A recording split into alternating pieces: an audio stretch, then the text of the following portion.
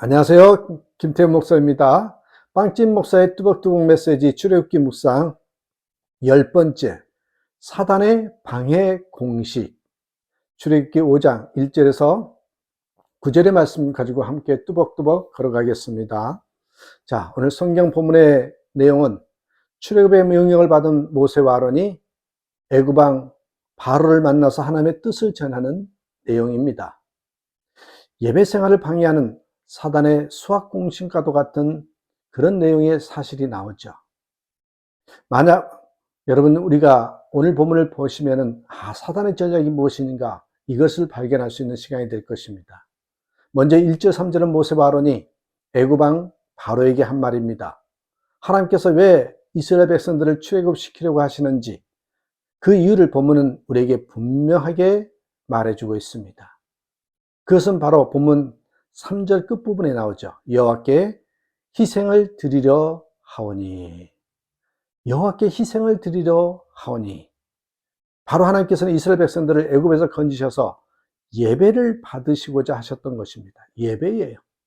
그러므로 우리가 이제부터 기억해야 할 것은 애굽 왕 바로가 왜 그토록 이스라엘 백성들을 보내지 않으려고 했는가 하는 것은 바로 이스라엘 백성들이 자신만을 경배하고 바로 자신만을 경배하고 자신의 명령만 순종하기를 원했는데 그렇지 않고 하나님을 경배하고 하나님께 순종하려고 하였기 때문이지요. 하나님을 예배하려고 하였기 때문에 그것을 방해하기 위한 몸부림이었다는 것입니다. 오늘 본문에는 어떤 면에 보면 예배를 하려고 하는 성도들 향한 방해하는 모습이 어떻게 전개되는지가 나옵니다. 자, 먼저 우리가 기억해야 할 것 첫째, 삶의 고난과 역경이 찾아오게 합니다. 삶의 고난과 역경이 찾아오게 합니다. 7절 8절 이 말씀이 첫 번째 예배 방해법인데요. 너희는 백성에게 다시는 벽돌 소용의 짚을 전과 같이 주지 말고 그들로 가서 스스로 죽게 하라. 또 그들의 전에 많은 벽돌 수요대로 그들로 만들게 하고 감하지 말라. 그들이 게으름으로 소리질러 이르기를 우리가 가서 우리 하나님께 희생을 드리자 하나니. 보세요. 삶의 고난과 역경, 고통이 찾아오게 한다는 거예요. 하나님을 찾아 나갈 여유가 없도록 우리의 삶을 완전히 장악하는 겁니다. 모세와 아론은 바로에게 가서 하나님의 명령을 전했습니다. 그러나 그 말을 들은 애굽 왕 바로는 이스라엘 백성들이 더 심한 고역을 하도록 병사들에게 그리고 감독자들에게 지시를 합니다. 하나님께 예배하러 가기는 가야 되는데 그것이 뜻대로 잘 되질 않습니다. 주일이나 예배를 들어야 할 시기가 되면 왜 그렇게 바쁘게 삶이 전개되는지 알 수가 없습니다. 사단은 예배 방해법으로 생활의 여유를 뺏어갑니다. 대부분의 실패와 넘어짐은 여기에서 일어납니다. 삶의 여유가 좀 없으시고 너무 바삐 사신 것 같습니까? 한 번쯤 생각해 보셔야 합니다. 출애굽기 5장 21절 말씀에 보면 이스라엘 백성들은 모세와 아론을 원망하며 그들이 더 이상 애굽 왕 바로를 만나지 말고 멀리 떠나기를 바랬습니다. 자신들에게 찾아온 더 심한 고역으로 하나님께 보낸 종을 원망하였던 것이죠. 그러나 우리 하나님은 한번 구원하시기로 작정한 백성은 반드시 구원의 자리에 이르게 하십니다. 아무리 사람들이 불평하며 하나님의 뜻을 알지 못하고 있다 할지라도 그 목적을 이루시는 분이시라는 거예요.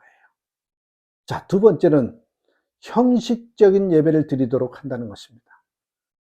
형식적인 예배를 드리도록 하는 것이 사단의 예배 방해법이에요.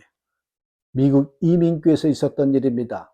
주일에 안수 집사님이 예배당은 안 오고 골프장에만 갑니다. 그래서 목사님이 왜 주일에 집사님이 예배당 안 오고 골프장에 가시냐고 그랬더니 이 집사님이 말하기를 내가요 예배당에 와서 예배를 드리면 골프장이 머릿속에서 그냥 왔다 갔다 하는데요. 볼을 치는 것, 퍼팅하는 것이 머릿속에 왔다 갔다 해서 도저히 예배를 할 수가 없습니다. 몸은 예배당에 와 있지만은 마음은 골프장에 가 있단 말입니다. 그런데 반대로 내가 골프장에 가니까 몸은 골프장에서 골프를 치고 있지만은 이 마음은 계속 예배당에 예배하는 모습이 자꾸 상상이 되는 겁니다. 그래서 제가 하나님 말씀 읽다가 깨달은 게 있습니다. 하나님은 외모를 보시지 않고 마음의 중심을 보신다. 그래서 나는 골프장 가기로 했습니다. 라고 이야기하는 겁니다. 3절 말씀에 보면 처음 모세와 아론이 애굽 왕 바로에게 이렇게 말하였습니다. 우리가 사흘길쯤 광야에 가서 라고 말입니다. 이게 무슨 말입니까? 하나님께서는 하나님을 예배하되 애굽의 생활을 완전히 벗어버리고 온전한 마음으로 순결한 마음으로 하나님께 예배하기를 원하시는 것입니다. 그런데 이 땅 애굽에서 예배하라는 것은 예의 형식은 갖추었을 뿐 전혀 믿음이 없이 형식적인 예배, 하나님의 생각과는 전혀 상반되는 예배인 것입니다. 종종 교회에서 예배를 하는 많은 분들 속에 이런 분들이 있습니다. 그래, 한번 가주면 될 거 아니야. 가줄게. 그것이 소원이라는데 못 가줄 거에 또 뭐냐고. 그렇게 말을 해요. 하나님과 아무런 상관이 없이 내 생활의 수단으로 예배에 참석하는 경우가 있습니다. 이런 부류는 자신의 목적을 달성하기 위해서 교회를 이용하는 것이지 아무것도 아니라는 것입니다. 선거철에 이 후보자들의 모습 속에서 그와 같은 일들이 우리는 많이 보죠. 하나님은 오늘도 신령과 진정으로 예배한 자를 찾으시지 전혀 자신의 육적인 삶을 버리지 못하고 그저 형식과 제도에 얽매여서 예배하는 자의 예배를 받지 않으신다라는 것입니다. 어느 부활절 아침 목사님이 교회 문 앞에서 예배를 하고 돌아가는 교인들에게 인사를 하고 있었습니다. 교회에 오랫동안 참석하지 않았던 사람이 보여서 목사님은 안녕하세요 형제님, 좀 더 규칙적으로 형제를 뵈었으면 좋겠군요 라고 말합니다. 그러자 그 남자는 화가 난 듯이 규칙적이라고요? 나는 부활절마다 규칙적으로 나오고 있는데요 라고 쏘아붙였다고 합니다. 대단하게 규칙적으로 교회에 나오는 사람입니다. 여러분, 사단이 여러분의 삶 속에 찾아와 전혀 믿음이 없는 형식적인 예배를 드리도록 그런 마음을 미혹할 때 분명하고 단호한 대처가 있기를 바랍니다. 세 번째로 여러분, 적당히 믿으라고 한다는 것입니다. 적당히 믿으라고. 출애굽기 8장 28절입니다. 바로가 가로되 내가 너희를 보내리니 너희가 너희 하나님 여호와께 광야에서 희생을 드릴 것이나 너무 멀리는 가지 말라. 그런즉 너희는 나를 위하여 기도하라. 한마디로 표현하면 이렇게 설명드릴 수 있겠습니다. 야, 적당히 믿어. 교회 가면 밥이 나오냐 쌀이 나오냐. 예수를 믿되 광신적으로 믿지 말란 말이야 라는 말이죠. 하나님 앞에서 살아가는 신전 의식이 사라져가고 사람의 이성으로 판단하고 생각하여 하나님 중심의 예배 생활이 아니라 적당히 이 정도가 내가 하나님께 보여드렸으면 됐지 뭐 하면서 자기 자신의 생각 기준이 맞춰서 생활을 하는 것이죠.